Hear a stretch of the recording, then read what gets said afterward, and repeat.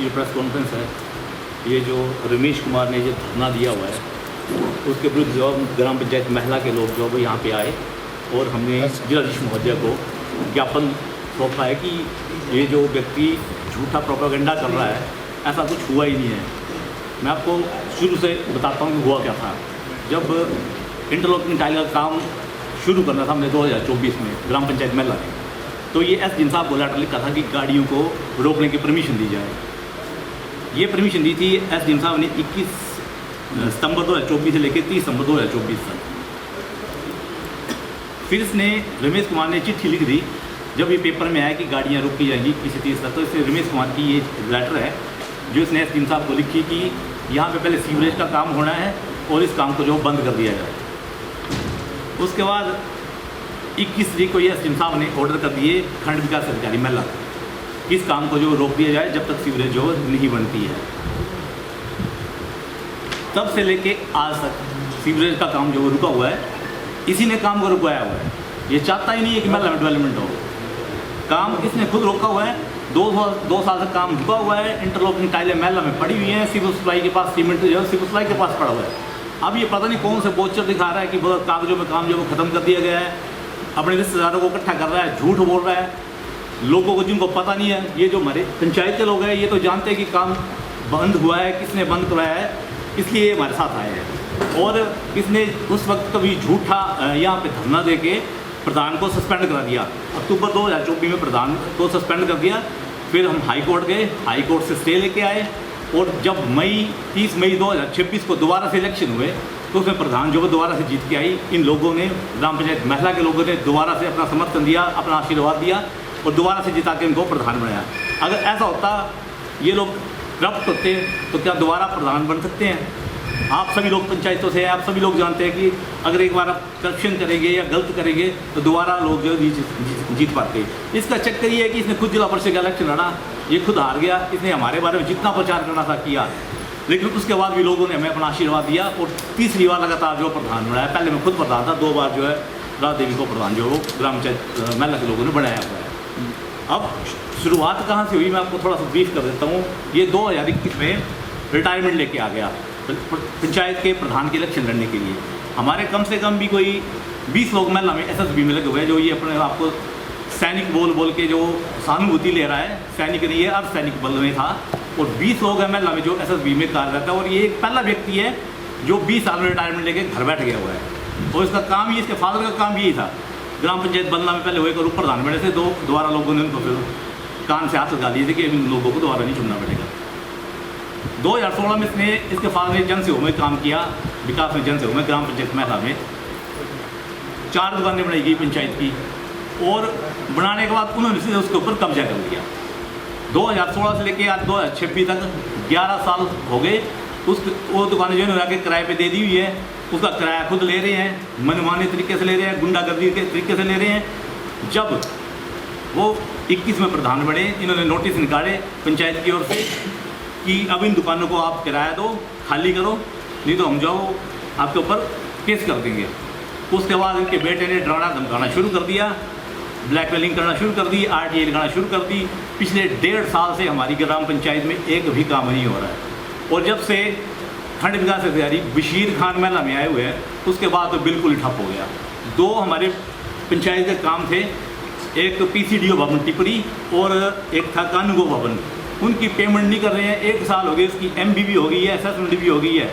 और उसमें ऑब्जेक्शन क्या लगाया, रमेश कुमार को खुद लिख के देते हैं कंप्लेंट कि ये वाली कंप्लेंट कर दूँ। उसमें ऑब्जेक्शन क्या लगाया, बोले तू बोल कि यहाँ पे रेता और बजरी जो सही नहीं लगी। आज तक के इतिहास में, हिमाचल के इतिहास में आपने पता कर लेना, किसी भी पंचायत का रेत और बजरी की टेस्टिंग नहीं हुई होनी, लेकिन महिला पंचायत की रेत और बजरी की टेस्टिंग भी हो गई है। पिछले साल सितंबर में 25 में, जुलाई में टेस्टिंग हो गई है। और उसके बाद भी बीडीओ साहब जो आज तक पेमेंट नहीं कर रहे हैं। इस तरह के हालात ग्राम पंचायत महिला में बीडीओ बशीर खान ने और इस रमेश कुमार ने बनाए हुए हैं। गुंडागर्दी पर उतर जाते हैं, किसी को कुछ बोलो तो उनको मारने के लिए बढ़ जाते हैं। थोड़े दिन पहले इन्होंने CST है हमारे महिला के अनिल शर्मा जी, उनके ऊपर इल्ज़ाम लगाया कि इन्होंने बोले कवाड़ बेच दिया, जबकि वो उस कमेटी के सिर्फ मेंबर थे। पर उनके साथ पर्सनल दुश्मनी क्या है कि उनकी ज़मीन के साथ इसकी ज़मीन लगती है और उस ज़मीन को ऊपर इसने कब्जा किया हुआ है।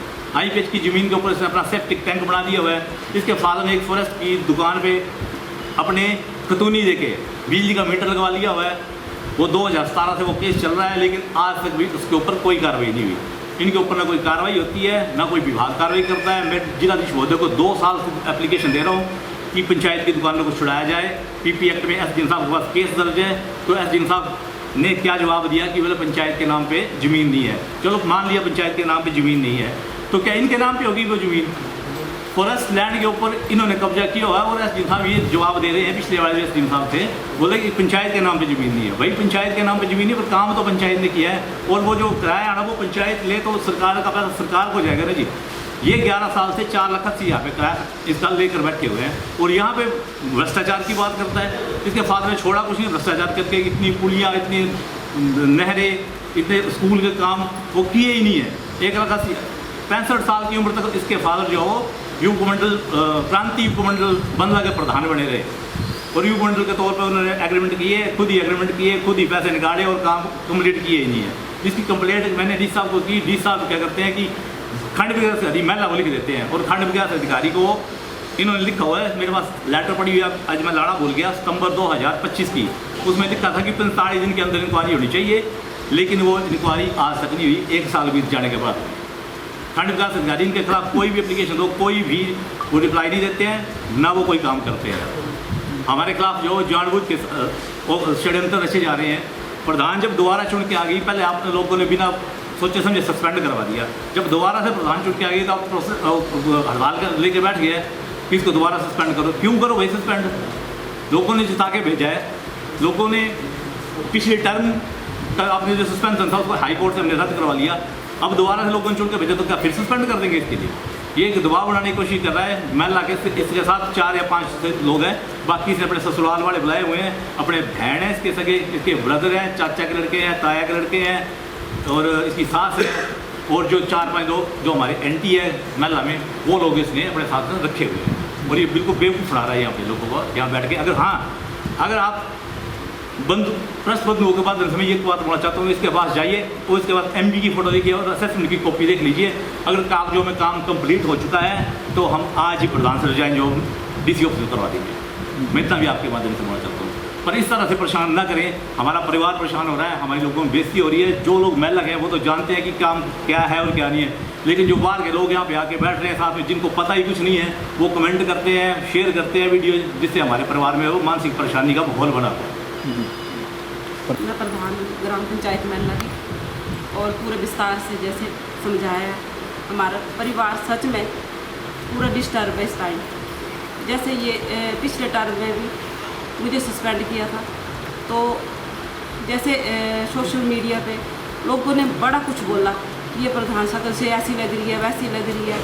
तो मेरे घर में ऐसा माहौल हो गया था कि बच्चे, मम्मी आप क्यों खड़े हुए थे, ये लोग आज ऐसे ऐसे क्यों बोल रहे हो। बच्चे नहीं समझते ये बात, पर मेरी पूरे जैसे अभी पूरा विस्तार में समझाया कि ऐसी ऐसी हरकतें इसने की है हमारे साथ। तो ज़्यादा ना क्या कहते हुए हमें यही कहेगी कि इसके ऊपर कट से कट वो चाहिए, सजा होनी चाहिए इसको, कि ये झूठे आरोप मेरे ऊपर क्यों लगा रहा है। ये मैं कहीं भी जाती हूँ तो घूर घूर के देखता है मेरे, और मुझे तो इतना खतरा हो गया कि मैं जाऊँ तो ये कुछ भी कर सकता है। जैसे अभी सुनने में आया कि इसके पति को भी मैंने कहीं साइड में मिलना चाहिए मेरे को, और इसको भी इसके हालात में करता हूँ ऐसे ठीक, इसका जो दिमाग ख़राब हो, जो ये बड़ा कुछ बोलता है। आज भी ये झूठे रोक लेके बैठो। जो मेरे हस्बैंड ने बोला जैसे कि ये बता दे कि एमबी में काम हो चुका है पूरा, तो आज ही हम रिजाइन देते हैं, ये हमारा मकसद है। अभी आप डीजी साहब से गए थे, आपने उनके समक्ष क्या डिमांड रखी है? हमने यही डिमांड रखी कि हमारे जो ये काम टाइलों का है वो सर हमें परमिशन दी जाए। हमने मना नहीं किया है कि हमने काम नहीं करना है, हमने काम करना है। ये झूठे आरोप लगा रहा है कि इन्होंने ये काम तो हो चुका है, हमने मना नहीं किया। आज मैं यही मीडिया में बोल रही हूँ कि मैंने काम करना है, हमें परमिशन दी जाए।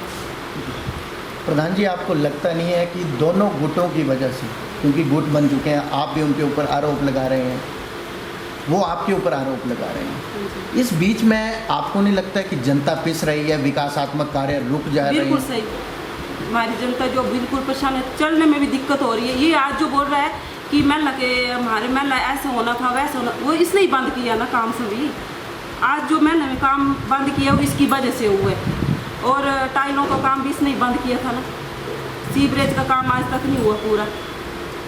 और जो परेशान हमारी जनता पिछले 1.5 साल से वो इसने की है, पिछले कार्यकाल में भी इसने मुझे सस्पेंड किया, आज भी यही धरना लेके बैठो कि प्रधान को ही सस्पेंड करो।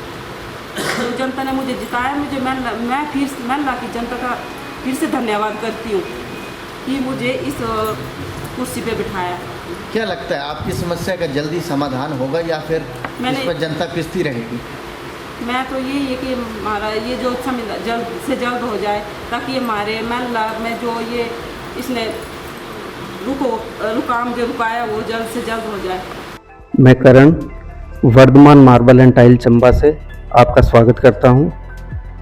हमारे को 2 साल होने के आ गए चंबा में, आप सब लोगों का भरपूर प्यार मिला है और बहुत अच्छा रेस्पॉन्स मिला है, उसी का आपको धन्यवाद। प्लस हमारे पास आपको सिम्फोलो, ओरिएंट बेल, नेटको, जॉनसन सारे टॉप ब्रांड प्रीमियम क्वालिटी का मटेरियल मिलेगा। हमारे पास ग्रेनाइट, मार्बल, वाइट मार्बल ये सब मिलेगा। और सबसे अच्छी बात ये है कि हमारे पास जितना भी माल है, ग्रेनाइट, मार्बल जो भी है डायरेक्ट फैक्ट्री से आता है और आपको बहुत कम रेट में और अच्छी क्वालिटी में हमारे पास मिलेगा। अगर आप अपना नया घर बना रहे हैं, नया शोरूम बना रहे हैं, तो एक बार आइए हमारे पास, आप हमारे रेट चेक कीजिए, बहुत अच्छे रेट मिलेंगे आपको। धन्यवाद।